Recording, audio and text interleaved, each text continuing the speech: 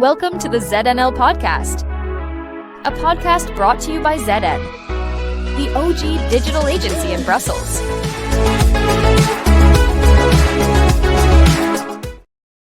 Hello and welcome to this edition of ZNL. I am really happy today to have a special guest, Talal, who has actually been a student many years ago when I was teaching at Odyssey, and is now a fully fledged entrepreneur running his own consultancy doing digital. Welcome, Talal. How are you today? I'm doing great. I'm doing perfect. Thank you very much, and thank you for having me. Excellent. And I know that you are in Lisbon, and we're going to get to that. So maybe you can tell us first, who are you and what is the business that you're running? What is the digital consultancy or the agency that you have? Mm-hmm. So yeah, my name is Talal, and I run an advertising slash, let's say, email marketing agency for mostly D2C and SaaS businesses. What we do is we kind of take care of the acquisition strategies for these brands or products or companies. Acquisition meaning launching, creating advertisements and managing the ads. And on top of that, we help in actually designing and launching landing pages, which are funnels, you can call them or whatever, to improve conversions. And then we also take care of retention marketing, which is email marketing. Okay. So this is briefly. Yeah, no. So now tell me a little bit, because you were a student in Brussels, so tell me a little bit about your journey. So what made you decide to start your own business, and how was it? And I know that you started as a student, and then you built your business, and then you decided to leave Brussels for the sunnier shores of Lisbon. So yes. Why? So what's the backstory, and why the move? So my backstory is a bit, it has too many movements, but let's say starting from Brussels, this was my second bachelor degree in marketing, because I liked marketing. I love marketing. I studied, my first bachelor was MIS, Management Information Systems. It was business and IT together. This was 2008, 2009, right? Which was good, but then I worked in sales. And then I worked in sales in events, in the event space, which then I started working with marketing agencies, which then I fell in love with marketing. I think I like creativity. I like marketing in general. So when I moved to Brussels as a scholarship, and then I continued my studies in marketing. During that time, I don't know, but I am a curious person. So I was always discovering what's new in the market. And there was Amazon becoming trendy, becoming more popular in terms of how you can sell in Amazon as a seller, right? So this Amazon e-commerce was getting trendy, and then there is the e-commerce part also of the industry was getting trendy. So I was learning about that. On the side, I was studying marketing in Odyssey, and I was also trying to learn and understand about this industry. And through my curiosity, watching YouTube channels, learning more, I basically decided to I want to build something of my own, like an e-commerce store, or I want to do Amazon e-commerce. And actually the funny story is that I stumbled on to a friend of mine who was actually working with me in a restaurant when we were working together, like as a student job, and he was doing e-commerce. So we partnered together, and he was already kind of more advanced in his experience. So I learned from him a lot. So after that, after we partnered for just some brief projects, then I started my own project in e-commerce, and it was nice. But then I wanted to grow more, And actually, the same friend who we partnered before, he told me, "Hey, why don't you do this agency space like what you're doing already with the e-commerce that you have built, but doing it for other clients?" So then I started with my skills, since I already learned, I already practiced a lot. If you remember Facebook ads, we were learning Mhm. Facebook ads and all of the. So Facebook ads or meta ads were one of the main acquisition drivers still until this time, for such awareness and reach. So these skills that I learned, I started to do them with other clients and other people I know that have businesses, and they wanna reach other people.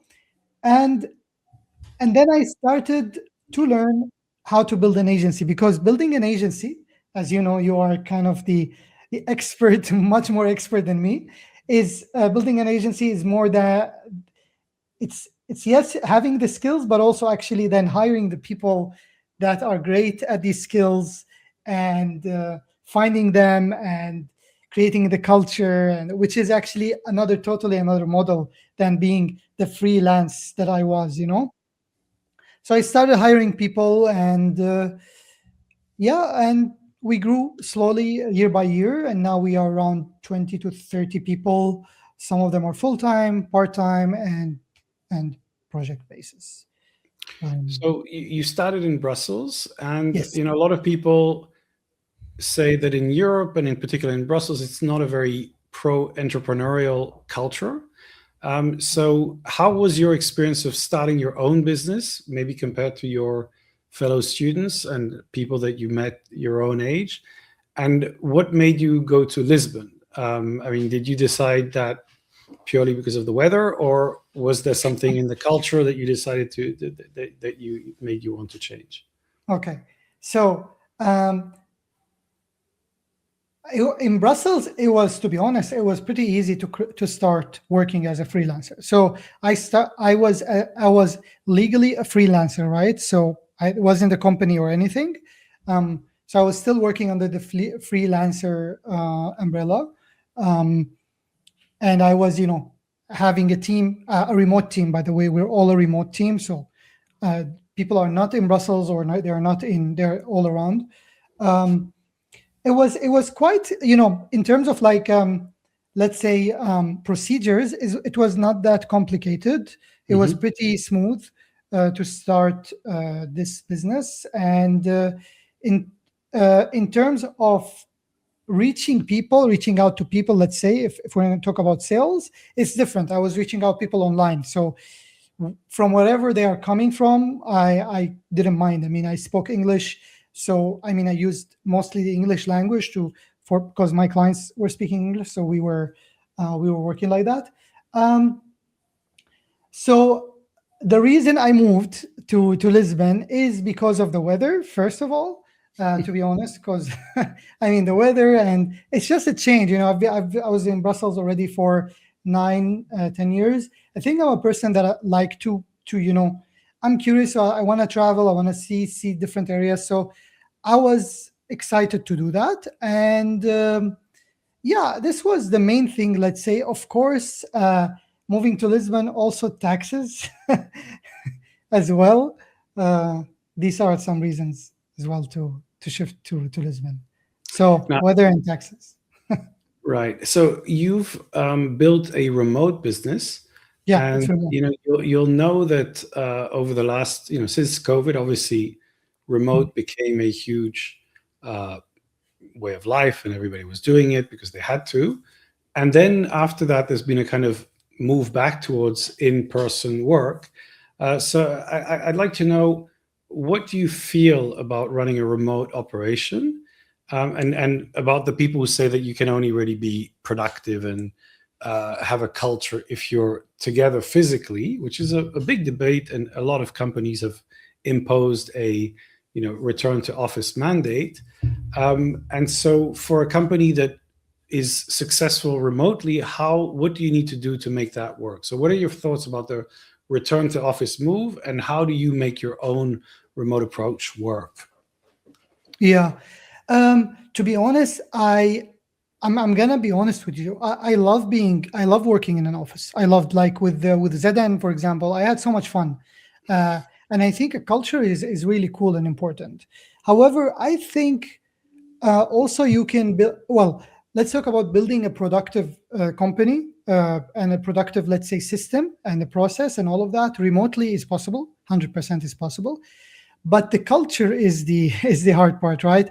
I think definitely when you have an office and people are in the same office, at least meeting every now and then builds different culture, so we have in our team, we have meetups. We recently started doing meetups, but we started really just like the management team, like the I met my account managers, and it's different, to be honest. It's different when you meet your team and all of that. But in terms of productivity, I am not sure, because I've never, like, I've never done an office, or I think you have more experience than me. You've done complete office, and I think then you shifted to high to what is it called, like mix between office and an office. I don't know, but from my experience, I think a culture is harder to create with an office, definitely. Productivity is also kind of hard because you don't see the people, so there's a lot of trust involved in hiring the right people, and then you don't know what's really happening remotely. So you would, of course, there is some kind of a bit of let's say a process behind that to check if everything is going all right with the processes, with the work and all of that. So I think it's definitely a different way. I cannot say that I cannot give it like a comparison, because I've never done office, so I've never like created office and the team is there. But also, me as a person, I like the freedom of working from home, for example. I love it. Like now, if you tell me go to a co-working space, I think it will. I don't want to lose 3 hours of my time commuting or talking to people. I just want to work from home. I like the focus and all of that. And even when I talk to my team, I feel that they also like the idea. They also like the idea of being, free in terms of like working remotely 100%. And yeah, and also, like, I've met a couple of really big companies that are what's the word? They are basically functioning all remote, like 200, 300, people in these companies that are fully remote. So this makes me more optimistic. But definitely the culture part is important, and it needs to be created in a way. I would love your opinion. You've done both, I think. I don't know right now if ZN is office or remote. We're basically hybrid, but I would say remote first, so that we have, most people are working remotely. There are a couple of people in the office. We were in the office last week for a session, a Zen session, actually getting together. We do that once a year. We have some occasional meetups. I think that having the office probably helps you to build the culture in the first place. So having people who know each other from having worked together then means that I think they know they can continue to carry this out into a remote structure, because they have a good sense of who people are. On productivity, I totally agree with you. I think you are. I think the bottom line is you're more productive actually working remotely than in an office. I think an office is actually distracting, and it's nice socially. I think for some people it's important, and they get to hang out, and they don't want to be in their house or whatever. But I think productivity is almost certainly improved when you have a good remote structure. And as you said, you need trust, but you need processes. And so I think it's all about being outcome driven. So you're trying to look at what people are doing as output, not activity. And I think, this is the terrible thing about the office life, which is everybody's pretending to work and they want to be seen to work. So you're like in front of your computer looking very intense, but you have no idea what's coming out of it. Whereas when you're remote, you're saying, look, I'm not looking at, I don't care how you do it. I just want your output, and that's what I'm focused on. So I think that And in terms of culture, I think you can build a remote culture, but I think you need to really be deliberate about it, and you need to think, okay, how do I do that? And I think it's good to have these physical touch points. We were doing actually some feedback on the session. The people who were in the office had the best experience of that session compared to the people online. Now, it was very much a get together, so it was a longer meeting and things like that. That's why I think that helped. But yeah, I think it's in practice. I think remotes can be very strong, but it requires a completely different organization, a different structure, different processes. So you're working in advertising online, mainly on B2C, as you said. Can you tell us a little bit about, how have things changed in the recent past in terms of what works online? Do you see some big shifts? I mean, we had a huge growth of online advertising, and I would say that perhaps there are two things that I see as a shift, and I'd like to have your opinion on that. One is the importance of organic content. I feel that that's more and more important, because just throwing money at an ad, if the story is not strong, if the message and the whole narrative isn't really good, I think it's getting less and less effective. And the second thing is the influencers. That's it was a big topic before. I think it's coming back again. So what are your thoughts on organic content and influencers versus advertising? So advertising has changed a lot in the last 2 years in terms of, let's say, specifically the social media advertising, which mainly what we work in is Meta and, let's say, TikTok, right? And the main change is content. So right now, because of, let's say, the AI that people do not see, which is the algorithms behind all of these tools and softwares, because of the advanced of these AIs now, in terms of like targeting, even with all of these like targeting, let's say, limitations, these algorithms are really good the algorithms are really good in targeting and in, let's say, campaign structure. I'm talking about Meta and TikTok. So 2 years ago, you can launch an ad which is just a picture and say to Meta, because Meta will have a lot of data, you will tell it, I want people who are interested in entrepreneurship, right? And usually with this one picture, it's already enough for you to reach the people and reach whatever leads you want to do, or purchases, or whatever conversions you're looking for. Right now, it's a totally new shift into content. So content is the number one in terms of advertising, which what I mean by content is having a flow of content, a good flow of content, that is always being pushed in the ads. I'm talking about the ads specifically right now in paid media. So having one picture, two pictures as an ad is not enough anymore. You have to have a process and a flow of different creatives, different messaging, different angles, different formats, and all of that. And I think just the idea of the evolution of content throughout these years, whether it's organic or not, it created this kind of shift of strategy and the way the way that these algorithms work. Because actually, like that right now, if you have a good content, if you created a good video, it will reach people, even not your followers, that are actually could be interested in this specific piece of content, whether it's organic or AI, but organic or ads. But let's say, talking about organic, so let's say now you clipped this podcast and you clipped a part of it and you launched it, and then it will reach to people that are doing, for example, they are maybe opening their business in Brussels, just because we talked about Brussels entrepreneurship.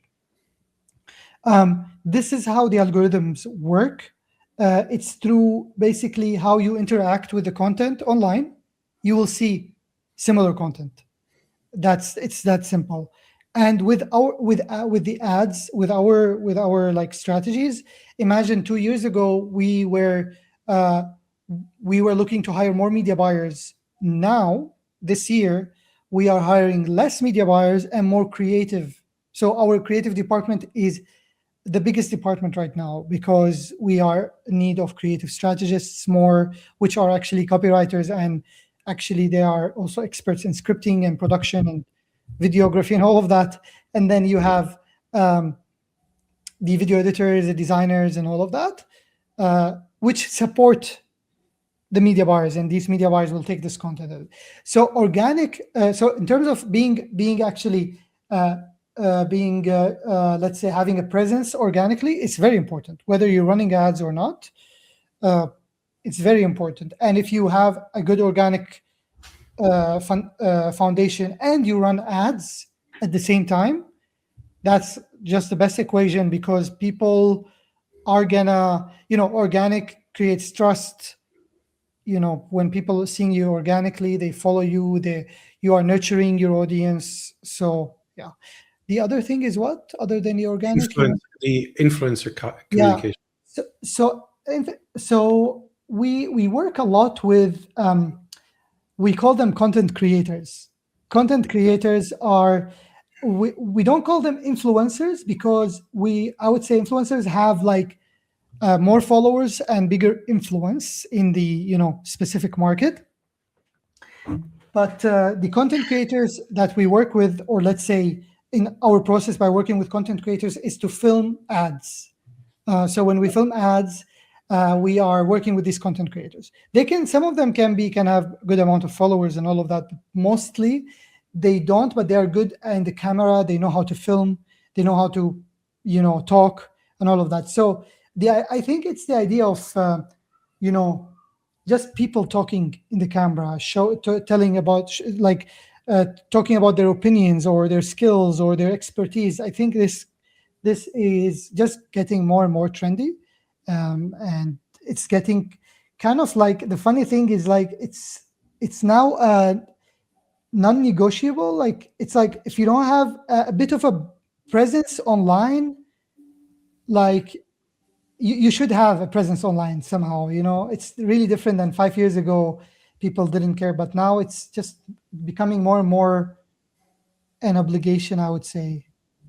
Right? Yeah, Yeah. I think you're right. If you need, you need to have a website, a social presence, and the quality of your content determines how serious you are as an operation. I think it's like, if you don't have that kind of presence, I think people will say, this is probably I don't know, either an amateur or a disconnected kind of organization. So I think this indeed has become very important.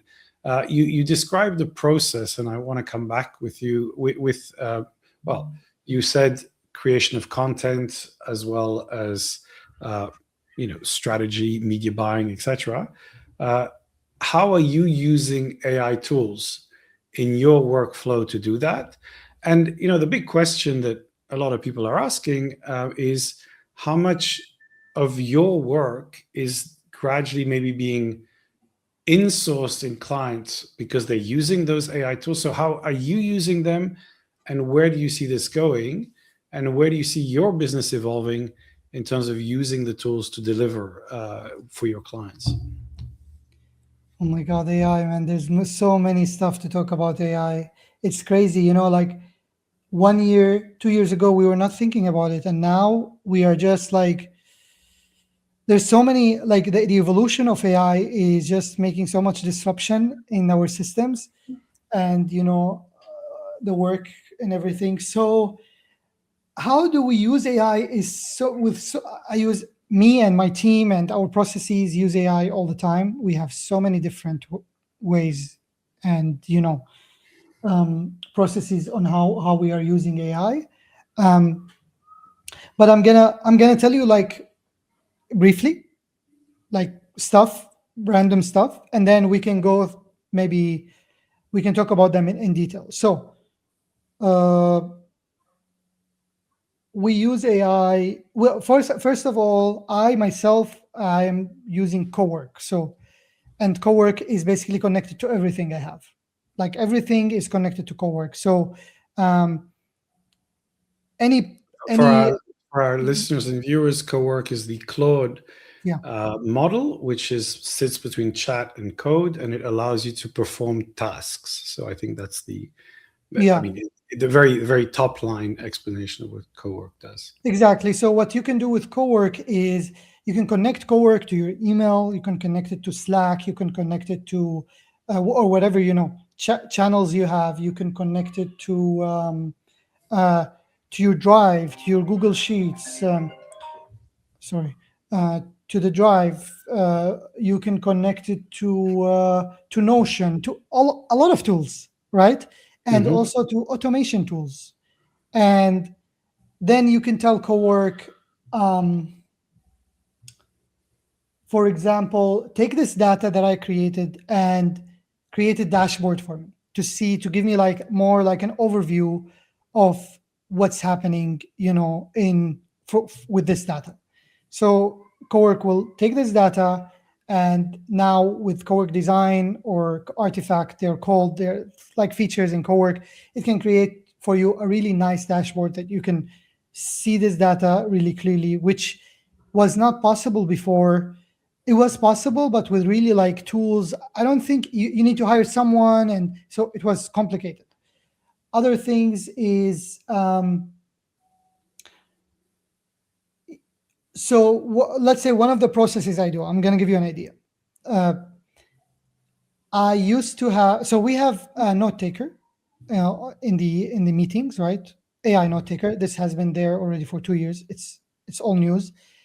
But now, so what I would do is when I talk with a new client, we finish the call, I go to the note taker, I copy the transcript, I go to Claude, let's say, or to GPT, and I would tell it, hey, please create for me a proposal or a scope according to what we discussed. I take this scope, I edit it, and then I go to email, and then I send it. But right now, Cowork is connected to Fathom, which is our note taker, is connected to my Gmail. And I just tell it, I finished the meetings today. And it goes there, it reads all of the transcripts, it creates for me all of the emails, it puts them in draft, and it tells me they're ready for you to send. I look at the emails and I tell it, hey, change this and this and that. It changes them, it creates new drafts. It doesn't have access to send emails. And then I check the drafts, I send them, right? This is one idea. So it does the other work for us, And then we have, of course, also let's talk also personally. Like I am at with Cowork all the time, every day, about Cowork has access, to kind of just the agency's client management system, where we have already a system. So we built a system with Airtable where we manage our client side. We have another system where we are like the P&L, profit, just like revenue coming, clients coming, paying, connecting through Stripe. Cowork has access to all of that, and it builds dashboards for me to see how is it going. There is this scheduled skill in Cowork. Every day it runs through Stripe and runs through our P&L system and sees for example, what's missing. So it tells that, hey, you added this data into the P&L system, but actually let's say the client didn't pay yet on Stripe, or vice versa. So let's add this. And I tell it to add it in the system, and it works. So Cowork and Airtable, we use Airtable. It's amazing. Like Airtable is a great, if no one knows Airtable, it's kind of it's similar to Monday.com, but also like similar to Google Sheets. It's a mix of both. It's tables and project management together. It's a great place to store data. So we have our data as there. Cowork right now creates SOPs for us in Notion. We have our SOPs at Notion. SOPs are standard operating procedures. Yeah. Notion is a basic project management, but more kind of interconnected file software that allows you to pull together lots of different things. Yeah. So imagine we talked about a cool procedure or a cool a new idea that we have developed in the agency in a meeting, let's say on Monday. I go to my coworker, I tell it, hey, we talked about this procedure on Monday, create an SOP for it. It goes to my Fathom, it reads already, it knows where's the what we talked about, and it says, oh yeah, I found that you talked about 1, 2, 3. Let me create a Notion. Let me create an SOP in Notion. It creates it. I just review it. It's done. So this is like things that it can do for me at the moment. We are building websites with it right now. We are building live dashboards. So as I told you, this dashboard already, it's live where my team actually can like go to a URL and see it. So a lot of things is happening like with these in terms of dashboards and stuff. In terms of our processes in media buying and creative and email marketing, also there's a lot of procedures there. But it helps, of course, a lot with copywriting. And right now, with image generation, video generation, we are creating a lot of ads with AI. Whether it's images or video ideas, we are also experimenting on that. Analysis on the accounts, right?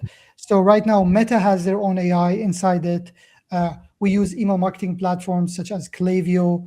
It has their own AI inside it, which you ask it and it tells you a full report of what's working, what's not. So this quick data analysis is amazing with our systems. And of course, content creation, whether it's copywriting, image generation, and all of that. And like each department has their own. So for example, if you ask video editors, they have an AI tool that helps them to remove background. They have another AI tool that helps them to, for example, improve the voice. They have another AI tool that blah, blah, blah. And then Adobe itself has their own AI. So every department is using AI in different ways. It's Right. Very interesting. And I thought what you said at the beginning was quite interesting, because a lot of people are thinking about AI in the visible way, in the way of creating images or creating text. That's the first contact people have with ChatGPT, is write a text, create an image. Now you started to describe a lot of processes, and I find that very interesting. And my insight is that we have a big challenge, but at the same time, I think what's happening is quite different. So the challenge is that the tools are changing all the time. Yesterday we have a new version of Claude, Fable 5, very exciting, eats all your credits in about 3 seconds. But let's see how that goes. I didn't hear about it. I saw that it told me like Fable 5, but then I don't know. It's on if you have a paid subscription, you'll see it. But it went on and off, and then it just ate all my credits when I did like all my tokens. So it's kind of like, come on, because it's twice as credit as token consuming as before. But it's supposed to be a Mythos level model. Basically, it's Mythos with guardrails is how they've presented it. So yeah, it's the big model that came out. I haven't seen anything surprising. But the point is, every day we have a new model. Every day we have a new connector, a new plugin, a new thing. Now, for people like you and me, we try to follow it, but as you say, it's impossible to keep track. But you still get a sense. For people who are not really that interested, it's a nightmare, because for them it's like, by the time I get my head around ChatGPT, you're telling me that I have to look at Claude Co-work and do all sorts of magical things that I barely understand, which makes it very difficult for any company or organization to set up an AI process or workflow, because it feels like you're kind of setting something up and it just changed by the time you're finished setting up the process. What I'm observing on the Microsoft side, so we have our 365 environment with Copilot. We're using all the other models for different things, but we have that as a kind of place to go. And what I see there is that basic things are becoming embedded in your process. So, for example, you described the meeting notes. At the beginning, meeting notes were not great on Teams. Now they're very, very good. So you get a perfectly good Teams thing. Now that means it's inside you have a meeting, you record it, the notes are there. But then what gets really interesting is that when I search on Copilot about this client, it goes into that data. And so what happens is it searches my emails, my notes, my files, and it starts getting really interesting. Now it's a progressive thing, and with Microsoft you have permission issues and things like that. But the point is, I think that for a large number of people, I would say that, let's say, non-tech or semi-tech, I think AI will just become a bit like email. It's just like, oh, right, we have an email, we just click on record, and it records and it transcribes and it does a thing.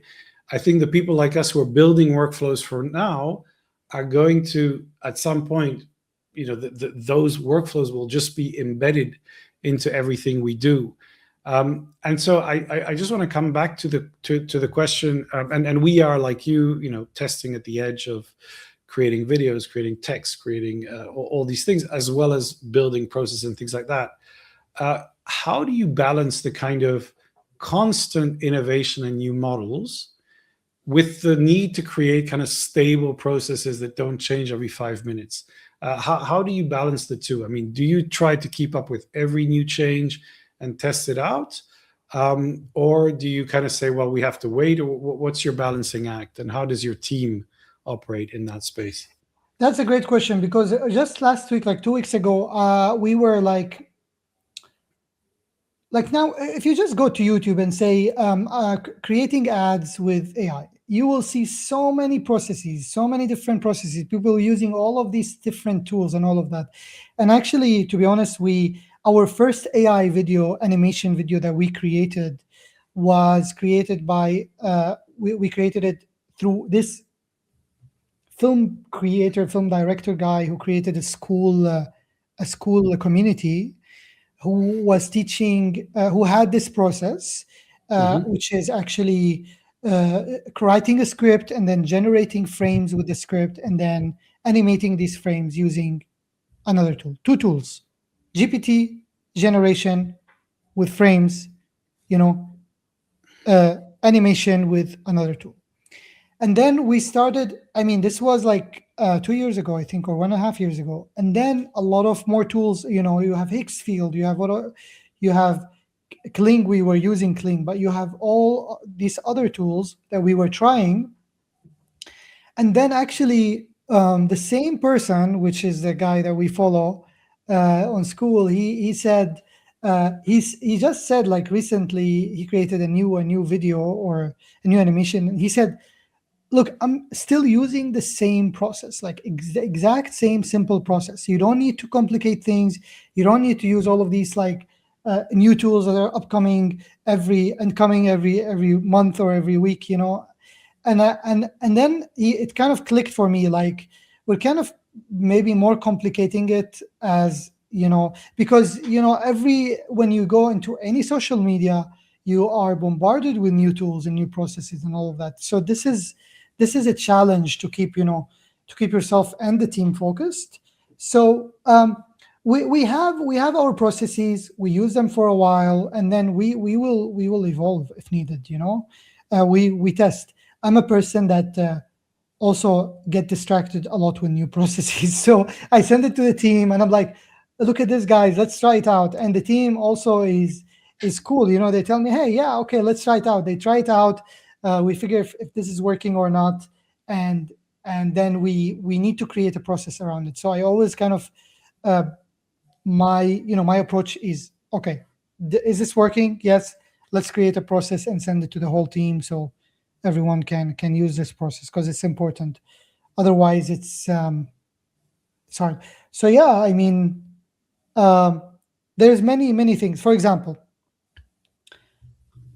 I created a skill now with Claude that does the whole like ads generation. Like, it writes, it scripts, it designs. It's crazy.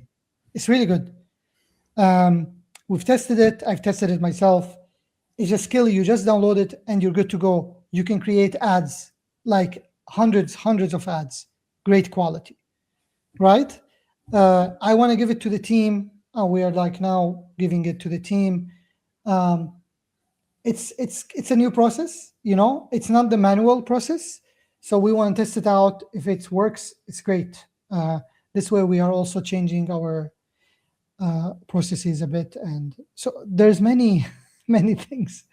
Yeah. Yeah, I think it's very interesting what you said, and basically we face a similar problem. I would say I get excited. Oh, Cloud Design has come. Can we set it up? And the Yeah. team is kind of like, we're busy doing client work actually, so give us a minute. And then the thing is, I think there is an AI tax, which means every time you're trying these new things, I mean, if you really want to try it, you can't just write a prompt and see what happens. You have to go in, check the thing, try to check it against the existing process, and see if it really works. And that costs time and attention, which is moving away from your core business. The other problem is that I feel that 90% of the content that you're getting, you said you're getting these AI ads on using these magical tools. 90% of these things are actually just lying or massively exaggerating about what the tool can do. So basically, you simply cannot believe these things. Oh, this workflow has changed my life and it's done this and that. I said, well, it could, but it kind of doesn't, because it breaks after 3 steps. So yeah, I would love it to do this, and that, and then it doesn't really go all the way. So what I think is that for us, for people like you and me who are innovators and entrepreneurs, we need to explore that, but we also need to protect the team from constant kind of, here's a new thing we should try out. Yes. Because basically for them it's like, yeah, but we just got that thing embedded now, and then you're introducing this new thing. And I think there is a time in a year or two where there will be a kind of basic AI operating system, which is a lot of things that will be done with AI because they work. And then the edge will be another stage, which is more sophisticated RAGs, systems that are built and custom made for your company and allowing you to get more things. I think we're in this kind of very interesting period where you want to keep up, but you have to be careful of the shiny blue object, which you think, oh my God, this is so exciting, it's going to change everything. But the reality is that it's also another wave of disruption and distraction. But I want to come back to what you said about content, because you're talking about advertising. I mean, there is a huge discussion about how AI is creating slop, which is content that is visibly AI and sometimes less so. But the real fear is that it becomes so easy and so cheap to create this content, and the internet is becoming flooded with this content, and that is happening, that at some point that content no longer resonates. I mean, LinkedIn, and I think Meta to some degree, is starting to kind of create filters where AI created content is becoming deprioritized. So what is your feeling about the fact that people are embracing that tool because it's easy and it's cheap and it's effective, but at the same time it also commodifies content and makes it just overwhelming? And that brings me actually to something that I think I talked about earlier, the influencers. Because if you have human beings doing things very clearly from their perspective, that becomes a kind of premium content that stands out from the slop that might be generated by AI. So what are your thoughts on AI slop taking over the internet? Yeah. So I think what's going to happen is that, so like, let's say, I'm going to give you a simple equation in terms of our, in our industry in ads and paid media. Let's say, just an example, it's not really accurate. Let's say a good let's say marketing strategy or advertising strategy for a brand is to launch 20 ads live a month. These ads are different kind of formats, videos and statics and carousels or whatever. This was 3 years ago, right? 20 ads, 40 ads, that's a lot. 100 ads, you are like a big, huge brand. Right now, there are brands that are launching 1,000 ads that are active a month. Ads, I mean creative. Each ad is totally different. Mhm. 800, 500 ads. So what's going to happen is that the amount of content is going to just go crazy. And it's going to be a lot of slop. And I don't know if we can control that, because as I told you right now, I just created this skill, for example, in Claude, which is connected to other tools or whatever, but it can create ads at volume, and there are already so many tools that do that. And I've seen already and talked to entrepreneurs that run businesses without, unfortunately, without designers, because they are able to create these uh, crazy amount of volume of content with these tools. So yeah, I mean, slop is going to increase, but my concern is that, man, it's becoming so good that it's so hard to recognize that it's AI. It's really becoming very good. Let's not talk about videos. Videos are still sometimes, like most of the time, easy to what's the word? To identify as Identify.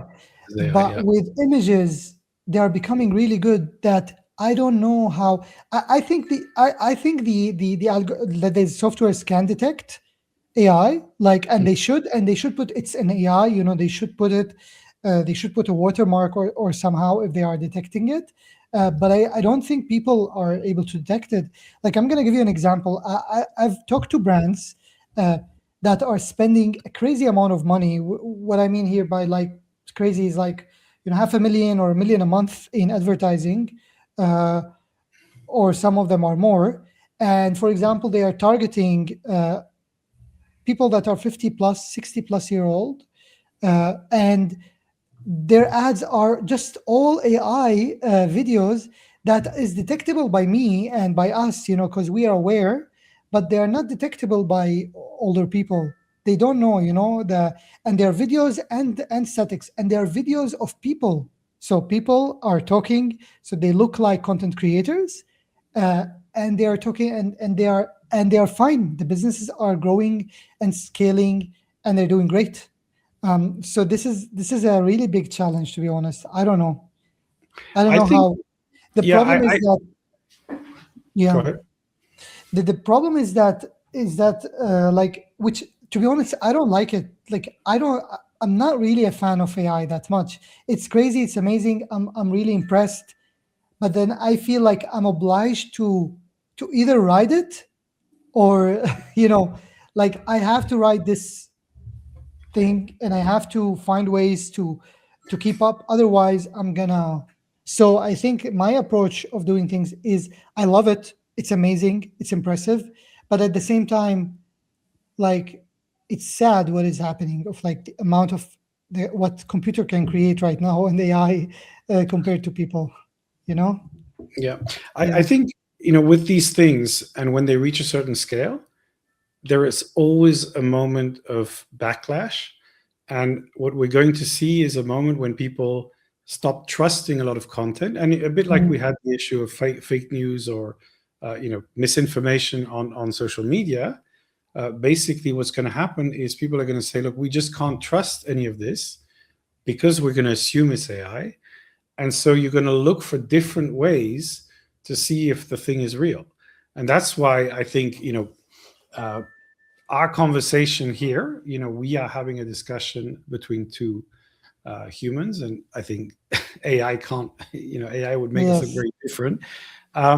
So this is a real conversation, and I think people are looking for that. That's why video is working quite well. And basically, we will be talking about how to create content that clearly is authentic. A little bit like, some people are sending brochures, which are now a premium thing, because you no longer produce loads of brochures, but when you do, it means you have something else. So I think that's I see that it will create a demand at some point once AI reaches a point where you just have so much. I agree with you. Some people will obviously not see the difference, but remember, we had a lot of very low quality content being generated by AI. I have another business question for you. I mean, we talked about AI, you're using it in your process. The big anxiety that people have today is, is my job going to be replaced by AI? So are you going to replace your colleagues with AI agents, or do you think your company will grow through these agents? What's your strategy on that? Yeah, I also want to add something when you talked about, because I didn't also continue about content creators and influencers, which you said, and I think definitely they will be more valuable. Yeah, like real. Our process, we work a lot with content creators, like a lot, like thousands of content creators to film content, and we were kind of like talking about it recently because AI is kind of taking over. So how we now approach content is also the way we film is different. The way we film in a way that we want to showcase that there are real people Yeah. involved in the content, which I think this will definitely increase in demand, like increase in not demand, but yeah, like people would want to see this more to trust. I think it will always be, it's going to be more valuable than before, 100%, because people are not happy with AI. And yeah, so in So terms are you of going to replace? Yeah. in terms Go of ahead. replacing people with robots, um, the thing is that it's a great question, because I mean, we started our, like you and me also, like I think you yourself also, you have this agency since long time right now. So your structure and foundation is actually built from people, and also me the same. Like, is the structure is more people oriented. I would say like there will be definitely some entrepreneurs and business owners, and I already saw like some examples that started businesses and agencies with no people, because they started a foundation and the processes with these agents, right?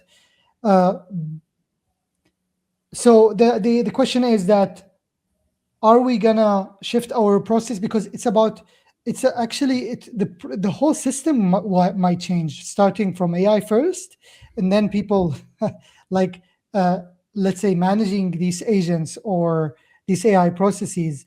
um, I would say, as an entrepreneur and a business owner, I would say I'm not gonna replace, but I would think about hiring less than, you know like hiring less, because I'm sure that if my team has access to all of these AI agents and tools, they have a superpower now to create more. Unfortunately, Yeah. because it's not. The funny thing is that it's a cycle, because when clients come to us, they are also expecting more. This is a problem, you know. They're expecting more, hence we are expecting more of our processes and our team, hence we are producing more, but we cannot, but we are actually we are not able to increase prices because they're expecting more with the same prices, like I really talk to put, let's say, potential candidates or people, like they want to, and their requests are crazy. They're like, we want to create all of these deliverables. Why you can't create all of these deliverables with this price? With AI right now you can create hundreds and hundreds. Why you are not able to do that? For example, they come with this discussion or this argument, which is crazy. It's unfortunate, but then at the same time, yeah, this is what we see in our industry. um, for example, I think you're already aware of that, but like what's happening in the industry is that the junior roles Mhm. are kind of getting replaced by AI, in a kind of way. For example, I talk to software engineers, and they tell me right now, as a software engineer, as a senior one, I'm Mhm. expected to do more, or like my team is actually agents. I'm working with agents that are doing the coding for me, Yeah. and I proofread this coding. Instead of the company hiring for me a junior developer, I have Mhm. this junior. So I'm really, I don't know what's gonna happen with junior, people that are just starting out, because as I said, like in our for example specific structure, we have media buyers, right? We wanted to hire junior media buyers right now to maybe do reporting or just quick help for our senior media buyers, or just some tweaks in the campaigns. But right now with AI, soon enough, not now because we didn't really integrate yet with campaigns, but soon enough, I don't think we would need junior media buyers. I think the senior media buyer will have agents that can work for him. So I believe that what's going to happen is that companies are going to, like I would say, small companies like my company are going to be more like lean teams instead of Mhm. just more people uh, taking advantage of AI. So Yeah, and I think what we're seeing is that companies they have an expectation of paying less for more, but yeah, at the same time, I think if you use the tools correctly, you're able to increase your output. And I think the key thing is to see AI as a reinforcement, an enhancement of your capabilities. And indeed, it means certain things you should not do manually. And I find that, for some of the most painful things, admin and things like that, actually AI can gradually replace that. So that takes away that. There's some analysis that it can do, which of course you have to see. But so I think it's an enhancer. And coming to the junior point, I think that's very true. I think the real competitive advantage that young people have today is if they can be very, very comfortable with AI, they come to the companies with a really interesting insight. If they can be completely happy and comfortable and experimenting with these tools, plus whatever they studied or are interested in, they become a very interesting candidate. But my question to you is, when you meet young people who are asking you, what should I study? What do I need to have as core skills? What is your advice to them? AI, 100%, hundreds, like 200% So let AI. me put it, They but should what all have. so let me be a bit broader. So what do you think, what is your recommendation in terms of what should they study and what are the core skills that they should acquire, let's say, in addition to AI? I mean, what do they study is, I think, according to what do they like. Like it's in terms of Yeah, but like software development. yeah, great question. Because software is, I don't know. The thing is that even if they studied software, if they then utilize and have core skills in AI, they Mhm. will be already, like, imagine a software developer, even if they are a junior, but they apply to the company, and in their skills and certificates and courses, whatever they take, is AI agent building. So you know that this software developer is coming to you, that is knows code, but also knows how to handle AI. We have already at our team an automation manager. Mhm. He's a software developer and he's handling AI. So I tell him, hey man, we want to create this automation. I Yeah. don't care you use AI, you use whatever you want to use. We want to do this automation, for example, for our team. Figure Mhm. it out. He uses code, he uses automation platforms, and he uses AI all in one. And then he creates for me this tool or this software. He's like, okay, it's ready. Do a quality check on it. So I think this guy has already experience in all of this. But I think in any industry, uh, I think any industry they will be affected by AI, whether it's marketing, software develop. Like now, marketing. 4 years ago, a copywriter is is just a copywriter, and is important and still is important. But then I believe that a copywriter right now can write much more Mhm. with AI tools, and he's the strategist. He's like over checking thing. He is like proofreading things, but he's able to write a lot of things together. This is the thing. I want to ask you a question. Do you have a assistant or executive assistant? We that- do. We have some support from different people. Yeah. Okay, yourself, for example, as the founder, do you have an assistant? So Not a full time. I mean, basically, there are certain tasks, the ones that I can't do with AI, which I will, like if you have to, for admin stuff, we have to call somebody and check the thing. I mean, AI is not doing that yet. yeah, What I'm finding actually, and this is one thing where Copilot actually shines, is that things that I would have asked somebody to do for me, I can now do much faster with Copilot, or with just going there and say, look, instead of asking them where's that thing and all that, I just said go in there and check that. So I think there's a yeah, shift of what these people can do. But it's still, by the way, I would love it if I didn't need that, but it doesn't work the way it should. Like it just doesn't do that thing where sometimes you're spending 2 hours and you're thinking, my God, why? We're almost at the singularity and we still can't get a bloody document structured that way. I still need to do it, and my Claude Fable 5 isn't actually able to do the thing that I really thought it was. Does that yeah. answer the question? Or Yeah, but also more like I wanted to tell you right now what I'm doing. So I'm hiring for an executive assistant, right? So what I want from this assistant is to help me in just like invoice management, because I do some of these stuff, to help me in email management, invoicing, finance, but also in everything. Like the thing is that what I'm requiring now for an executive assistant is that I'm gonna tell her, okay, here's your co-work, right? Here's your Claude co-work. Now what you can do is like, instead of telling the assistant, hey, answer me this email, she's not going to answer email. She's going to answer 20 emails with a co-work by just talking to co-work. So for example, what I'm requiring from an assistant is a lot of things: finance, social media, website development, because she can do websites with co-work right now with Claude, yeah. Management, calling, like a lot of things. And if she cannot figure them out, she can ask Claude. And Claude, like right now, I think you're also aware, you want to build something, you talk to the AI will tell you exactly step by step, even if you have no idea what is it talking about.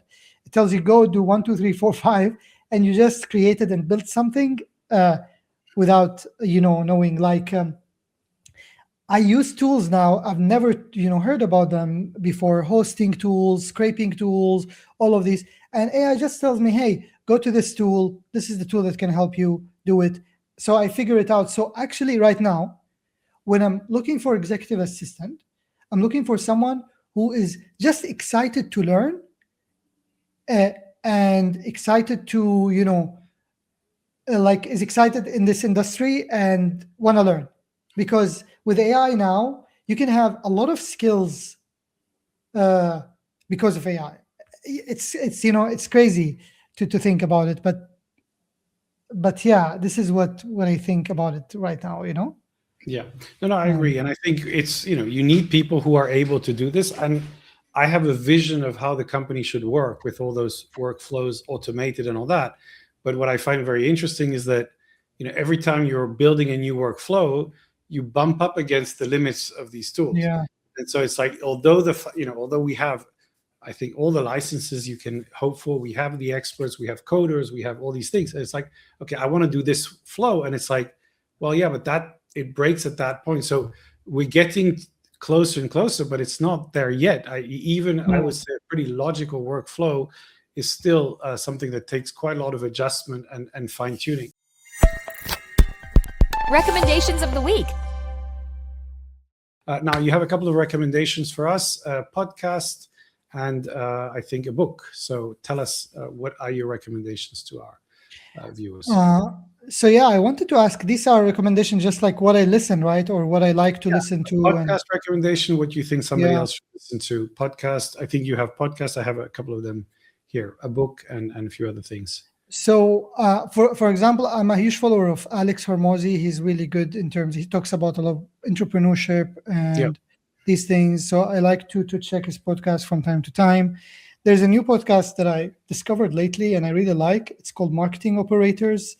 And it's about this, like, it's basically, let's say, created by, these guys who own businesses, and they talk about just marketing strategies specifically for building, for advertising and retention, and specifically D2C. I would say mostly D2C, B2C marketing.